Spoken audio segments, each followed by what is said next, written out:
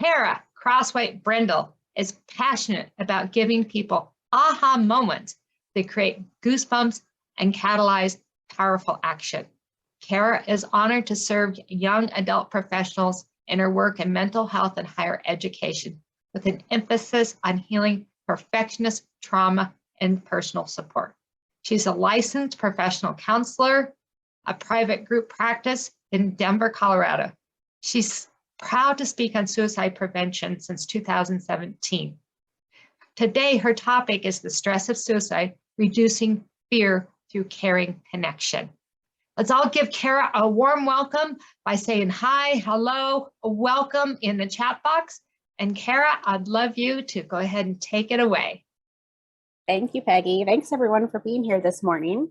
So as Peggy said, I'm a mental health therapist. I'm passionate about talking about this topic in particular, but also more to increase the confidence around this topic. I know it creates a lot of fear, a lot of adrenaline, a lot of anxiety. And my mission back in 2017 was to help mental health therapists have this conversation, because even they were saying they weren't comfortable. So if I can normalize this in any way, the key takeaway I think is, if we can't have the conversation, let's find someone who can, because this is important and could save a life. So thank you, Amy, for the welcome. So I know for Peggy and I, we were talking about some numbers, some myths, some fears. So I want us to be as interactive as possible. If you're comfortable chatting in the box with us, I can see what you're saying here. Thank you, Charlie. So we're going to go ahead and talk about some of those myths, but also what we can do to actually feel like we're prepared to have this conversation with loved ones, community members, anyone else that we come across. So have you all heard the number 135 when it comes to suicide prevention? Has this number popped up on your radar at all in the context of suicide?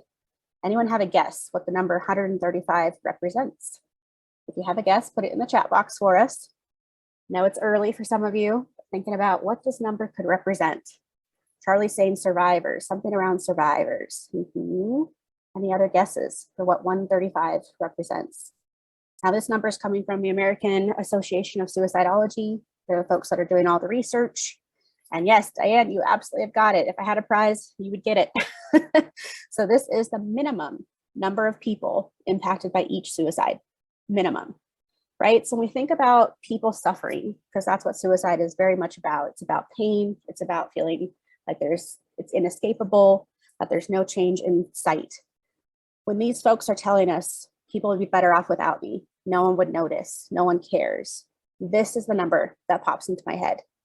Because in essence, we're saying that each person who does in fact die by suicide, they're impacting at least 135 people. And that number can be much larger than that. So we think about communities who are rocked by this, we're thinking about celebrities who died by suicide. This makes a difference, right? This actually has that ripple effect. So when it comes to thinking about what we can do, a lot of us are like, well, how do I have this conversation? So one of the common myths I get here in Colorado is, if I ask them about suicide, am I giving them the idea? So what does this group know about that? Is that a myth? Is that a truth? What are you thinking about when it comes to the conversation of suicide? Absolutely, Evan, it's a myth. Yeah, so we actually know that if we're willing to model comfort on this topic, we actually help them say something about it, to say, let's have them open up, let's have them talk about it. And that's what I mean by caring connection. If you have it in you to talk to somebody about suicide, you're giving them this gift, which is that you're not afraid of it, or not afraid of it enough to not speak on it. And that could actually change everything for them. So the idea of asking about suicide is something we want people to feel encouraged to do. And so I've created a little acronym here that I want to break down with all of you and kind of get the juices flowing, see how this works for you. So I'm going to put this acronym in the chat box for you. And the acronym is how we feel, which is alert. So this acronym is an acronym I created in 2017 for mental health professionals, but now have moved into working with community members, people who are focused on advocacy, mentorship, working with your loved ones. So this is the acronym that I'm hoping will help you feel more confident. So, of course, the first part of this is ask questions. So we do in fact want to ask about suicide. Is anyone willing to put in the chat box how you might ask about this to a loved one, a community member, a student, if you work with students? How do we ask about suicide? What are we being told to do? There we go, Evan. Yeah, have you been thinking about killing yourself? Johanna, great thoughts about suicide. You guys are on it. No one fell into my trap so far. Usually when I ask this question, someone says, are you thinking of hurting yourself? Why is that a problem? For those of you who are thinking about this deeply, why is asking, are you thinking of hurting yourself, not quite what we want when we're talking about suicide? Anyone have a thought? Exactly, Peggy. Yep, you're right there with me. Hurting is different than killing. So when we think of these young people specifically that are suffering, we're thinking about teenagers, adolescents, people who are a little bit more impulsive. If we ask them the question, are you thinking of hurting yourself? They may in good conscience say no, but I'm actually thinking of dying, right? So we want to make sure we're very clear when we're asking the question. So one of the trainings that I recommend to folks who are willing to do this kind of work drills it into us to keep asking that question. Are you thinking of suicide? Are you thinking of killing yourself? Until we have more comfort with it. Because to skirt around it or to ask about hurting ourselves doesn't give a clear picture, especially for these young people. And as Charlie pointed out here in the chat box, some people will self-harm and it has nothing to do with suicide. In fact, some of you might be really surprised to hear this, that suicide is one of 9 reasons that people self-harm. 1 of 9. There are 8 other reasons that a person would engage in that behavior. It has nothing to do with wanting to die. So hopefully this is starting to get some thoughts going for all of you. Maybe this is a gentle review for those of you who've done some of those trainings, but just to know that we're kind of debunking some of those myths of what it looks like to ask the question, to engage someone, and hopefully to feel regulated enough to support them in this conversation. So if our A was for ask, now we need to move to what we're listening for. So from this group, what are we listening for in a conversation with someone who's suffering, from someone who's in pain? Because I think that is a powerful shift in thinking, to think about a person who has the possibility of suicide in their mind is in a lot of pain. And that's where it's coming from. It's a possibility. So what are we listening for from these folks if we have this conversation? Shame from Evan, loss of meaning, protective factors from Charlie, absolutely. So as you probably all have heard, yes, Karen, burden on others. There is not one risk factor we're listening for. There's dozens, right? So it's not just a one and done. If that was true, suicide assessment would be pretty easy, simple, and not so adrenaline provoking, honestly, because it's usually a process. So things we're listening for, we're trying to create that risk level, much to Johanna's here, her chat box. Loss of hope from Peggy, absolutely. So here's some risk factors I want you to be aware of. This one's going to shock you maybe. Any mental health diagnosis increases risk for suicide. That is one of dozens of risk factors. So we're talking anxiety, we're talking post-traumatic stress disorder, we're talking bipolar, we're talking substance use. It's not a one and done correlation, right? We're talking about this adding to the stress plate that would create a possibility of suicide. The number one risk factor in the mental health sphere won't surprise you because the media has latched onto it. Anyone have a guess what diagnosis is most popular to connect back to suicide? Put it in the chat box. Depression, yes. Depression is the one. So again, we're not looking at a cause and effect relationship. Just because you have depression does not mean that you're going to be suicidal or take your life. What it does is it increases some of those risks. Now let's think about that for a second. As a mental health professional, I have a mental checklist of what depression might look like. For some of you, you have it from a lived experience place. Loss of pleasure, sleep disruption, maybe you don't feel like you're functioning, you're having a hard time getting out of bed. Those are the things that would create this inescapable pain where suicide might be possible. So thinking about that perfect storm of things that have to be around or be present for someone to think about this. We're also listening for a family history of suicide, right? So as a suicide loss survivor myself, I lost 2 family members before I was 18 years old. And I was shocked as a young adult to be told this automatically increases my risk just because they were family. So for a lot of you who are survivors of suicide loss, this is something else that might shock you. Like, oh, this lived experience, this painful experience is also a risk factor.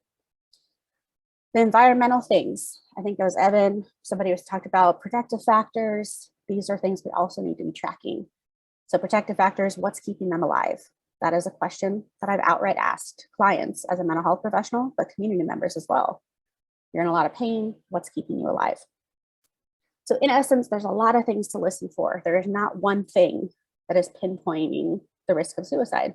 Because as you all know, suicide doesn't discriminate. Anyone and everyone could be at risk at some point in their life because of all of these factors. So now we are on to the E of this acronym. So I'm going to put it back in here too, so you have it. So E for engage. How can you help? Well, if we've started this conversation, we don't want to just leave it out there with no resolution, because we've actually asked them to trust us with their pain. The reason I'm so grateful to be here talking to all of you is that there is still a lot of data out there that says that people are afraid to tell mental health professionals that they're suicidal. Valid. It's very valid that that is a fear of theirs. Why? Because they're afraid we're going to put them in the hospital. That is the number one fear of disclosing, hey, I'm having suicidal thoughts. So would it shock you to know that 10.3 million people have had a suicidal thought in their life? 10.3 million. So if there's anything I can normalize, it's that it's part of the human condition to wonder, what would life be like without me? To have that It's a Wonderful Life phenomenon for all of you who love that Christmas movie. What is it like to think about if I wasn't here? What's it like for someone to say, I don't want to wake up tomorrow? And how do we respond to that? So all of this is really important when it comes to thinking about how are we going to engage them? How can you help? So what are your options? Some of you are thinking about protective factors, asking them what's keeping them alive. Others are going to say, what are the resources? So if you have resources you like or are thinking about, let's put those in the chat, because I think that's pretty important. We don't expect you to hold all of this for every single person in your life. We just want you to feel prepared. So what are some of those resources that you've used before or are aware of? Friends, chaplain, what else? What else are people using? Mentalhealth.gov. Nice, Evan. What else is a resource for folks that are struggling with suicide? No one's given us the hotline yet. You know, that one's popular. It was a whole popular song for a minute there from Logic, right? If you were tracking that for the younger folks. So for those of you who are here in Colorado, which I know just a few of you are, I have put together a resource list, everything from the hotline and text line to the walk-in centers for crisis to bereavement groups for those of you who are survivors of suicide loss. So I'm going to grab that link real quick and put that here in the chat as well, because that could be very helpful to those of you who are just like, I want to know what the resources are. So let's put this here. So this is a resource list I put together for here in Colorado specifically. So I know for folks outside of Colorado, your list would look different. This might be a place to start. That 741 number, crisis text line that Charlie put in there, absolutely is a resource. There's national resources and then there's state level. So for a lot of people, it's about putting these resources somewhere that they're accessible. For a while, we had those wallet cards that we'd have carry around. Now, as Peggy suggested, put it in your phone, have it handy for anyone who might need it. So that was the E for the alert acronym, E for engage. Now we need to do the R, which is to respond. How are you going to respond to this person? And what are those resources, right? So we've started the conversation, we've listened for certain struggles or risk factors or things that are happening in their world, the things that put them up to the edge where suicide is possible. And we've engaged them. How can we help? Are we getting them connected to a mental health professional, to the chaplain, to their friends? Like, who do they need to help them right now? And what are those resources? So again, I want to emphasize to this group, knowing that you're all coming in from different backgrounds, that I don't want you to leave this presentation thinking you have to hold it for everybody. You didn't sign up for that. You're not all trained mental health therapists saying, I'm willing to do this. Not to mention some aren't even willing as mental health therapists. It stresses them out too. So I want you to know those resources to build your confidence, to say, I have at least options. I don't have to do it all, but I might be the gatekeeper or have the gateway towards something that's helpful. So the resources here could be those support groups, as Charlie put in the chat box, could be the hotline, the text line, could be your crisis response team if you have one in your community. I know that that's showing up a lot more, the collaboration between police officers and crisis response teams, because a lot of the emergency calls might have a mental health element. So just knowing that that's coming up and developing further. The last part of this acronym, of course, is your T, right? So we're at the A-L-E-R-T, so tasks. What action steps can I take? Are you following up with that person? Are you checking back in with them if they've been struggling? Are you making sure they get to the hospital if that feels like it's an appropriate role for you? Is it calling for help? Is it notifying a parent if this is someone who's young, who you're worried about? Is it making a welfare check because they're struggling? It's just knowing those options and making sure that you're feeling good about the outcome. Because sometimes that worry about them doesn't really end in an hour. Sometimes it's a follow-up of the next day. How are you feeling? Or visiting them in the hospital if they end up being hospitalized, those kinds of things. So I want to pause here to see what questions are coming up from this group when it comes to this acronym. Does this resonate? Does this help you? Is this overwhelming? What's showing up for you now? Burning questions.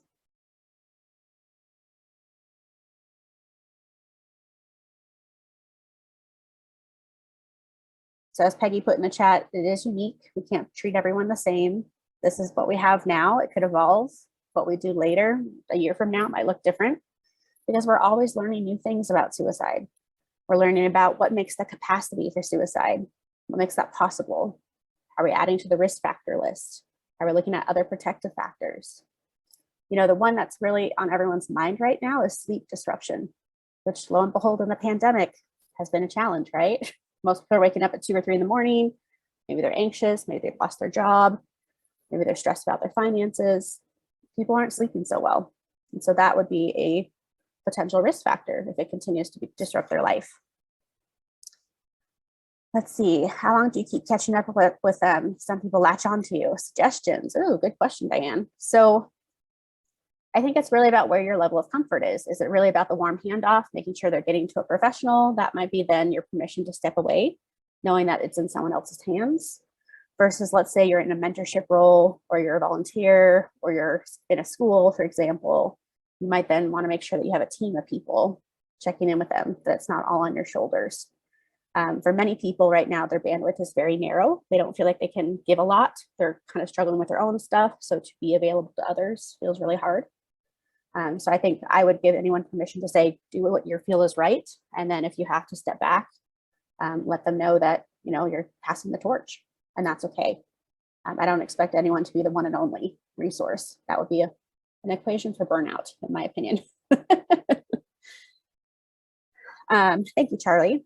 So Peggy is saying, I heard that people make a decision to kill themselves and act upon it within 5 minutes. Ooh, if that was true, and I know Peggy and I talked about this offline, if that was true, we wouldn't have this conversation. It'd be like, there was nothing we could do if someone makes a decision in 5 minutes.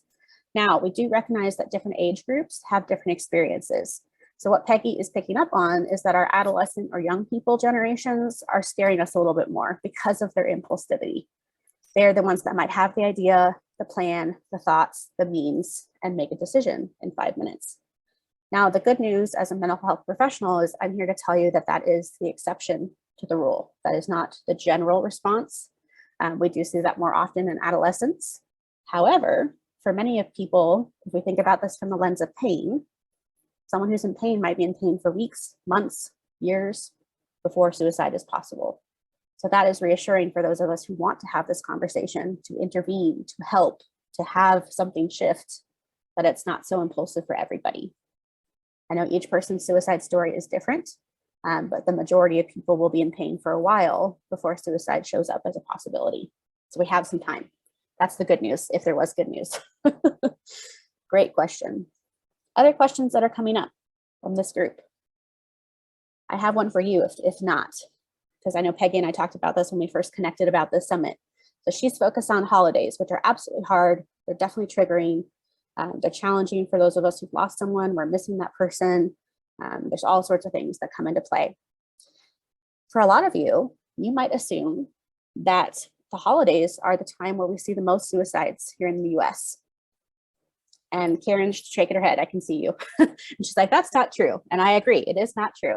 So the question for the group is, when is the most common time, the most frequent time for suicides here in the US? If it's not the holiday season, when do we see the most suicides? Fun fact. Spring. Evan, you are like a rock star. So specifically for those of you who wanted to track this here in the US, because each country is a little bit different, but here in the US, March through May has the highest suicide rates. Talk to me about why that is, for those of you who are tracking this. Why would March through May have the highest suicide rates for adults in the US, even for young people in the US? What's going on March through May? In spring, more sun, more energy, same rumination, seasonal change. Yes, Johanna, absolutely, that's a factor. So for those of you who are tracking the mental health conversation, folks with bipolar disorder, depression, they tend to have a little burst of energy that shows up in the spring. That's just naturally with the season change. And once we have that energy returned to us, suicide is now something we have energy to try, right? If I'm chronically depressed, clinically depressed, I can barely get out of bed, it's going to be really hard for me to make an attempt. But when I have that burst of energy, now it might be more possible. This is why we get nervous about spring break. This is why a lot of therapists are jaded about spring break, because we're like, ooh, it's fun, it's sun, but it's not fun for us because we're tracking those folks who have a shift happen. When they change their meds, absolutely get more new medication, gets new energy, that spring fever, spring cleaning response. We're all subject to it. When we come at it from a mental health lens, it just starts to look like a little bit more risk. So this is why the mental health community is very much tracking spring, but also changes to medication or hospitalizations, because that could increase some risks as they kind of pop out of a depressive episode. Evan's talking about, that self-isolation, and then stop isolating. Yeah, so like when they start getting invitations, we saw a lot of isolation here in this pandemic. So just seeing some things shift as our environment shifts. What other questions are coming up from the group? I want to respect the time we have today and see how you're feeling about all this. So we've gone through our ALERT acronym, what we can and cannot do, empowering you to feel like you can take the reins if you feel like it. And if you can't, to find someone who's willing to have this conversation.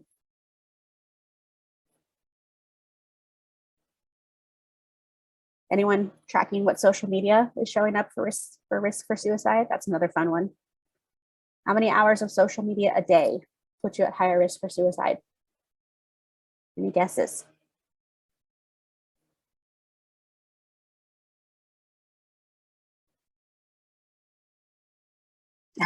Peggy, if that were a case, we're all in trouble. If it's 1 hour, we're all in trouble with that. Other guesses? Evan, yes, you are like the rock star today. 3 or more hours of social media. Now we're talking social media specifically. We're not talking about just being on your phone or surfing the web. The research is coming out still, because we're still learning about technology, but 3 or more hours of social media a day increases risk for suicide. Can anyone tell me why? Why that risk is showing up from 3 or more hours?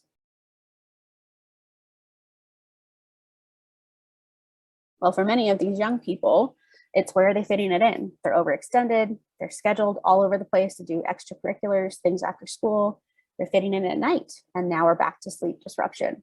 It's where are they fitting it in? The wee hours of the morning, distraction, comparison, feeling like everyone else has it together and they're not quite feeling that. Social pressure and comparison, absolutely. Fear of missing out, FOMO from Johanna.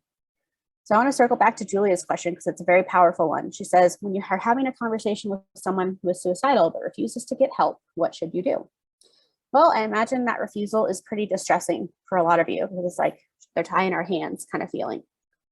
So unfortunately, if they're not willing to cooperate in the sense of having this conversation, to tell you what's going on for them, to tell you where in fact they are in their level of risk, like having a plan or having a means, so a weapon or a means of killing themselves, it really reduces our ability to give them options. I've had this conversation with clients where it's like, if you can't talk to me about this, I'm going to have to go with the ultimate last resort, which is hospitalization, taking them to the ER, having the police called. Now we want that to be the last resort. We don't want that to be the first initiative. But if folks aren't willing to talk to you or tell you more of the context of what's going on for them, a lot of you are going to feel like that's your only option. And I understand that because I've been there too. So we don't want hospitalization to be the first knee-jerk reaction, but sometimes it is if they're not willing to open up or to tell us what's truly going on. And sometimes it's just naming that out loud to say, if we can't have this conversation, I'm going to have to call the police, call an ambulance, get you to the ER. Unfortunately, that's sometimes how it goes. Other questions? Hopefully y'all access the resource list here for those of you in Colorado, just to get you started. I'll put it here one more time. Any other questions as we wrap up my short time with you today, just getting the juices going this morning?